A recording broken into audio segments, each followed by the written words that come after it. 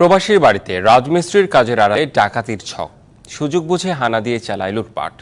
তবে চিনে ফেলায় বাড়িতে থাকা দুইজনেরই গলা কাটে দুর্বৃত্তরা। ঘটনাস্থলেই মারা যান শাশুড়ি, আশঙ্কাজনক অবস্থায় হাসপাতালে ছেলের বউ। ভোরে নৃশংস এই ঘটনা ঘটে ঝিনাইদহ সদরে। একটি চিরকুট দেখে হত্যায় জড়িত সন্দেহে দুইজনকে আটক করেছে পুলিশ।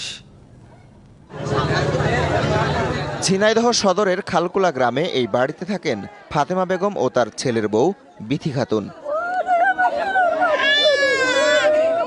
দেয়াল ভেঙে ভোরের দিকে হানা দেয় একদল দুর্বৃত্ত। চিনে ফেলায় বাড়িতে থাকা বউ শাশুড়িকে গলা কেটে হত্যার চেষ্টা চালানো হয়। ঘটনাস্থলেই নিহত হন শাশুড়ি ফাতেমা। প্রতিবেশীরা বলছেন, কয়েকদিন ধরে বাড়িতে রাজমিস্ত্রিরা কাজ করছিল। সুযোগ বুঝে হানা দিয়েছে তারাই। 5-6 দিন ধরে ঘরের মেঝে করছে এই মিস্ত্রিরা। সোনা দানা টাকা পয়সার লোভে এই কাজ করে। দায়ের আঘাতে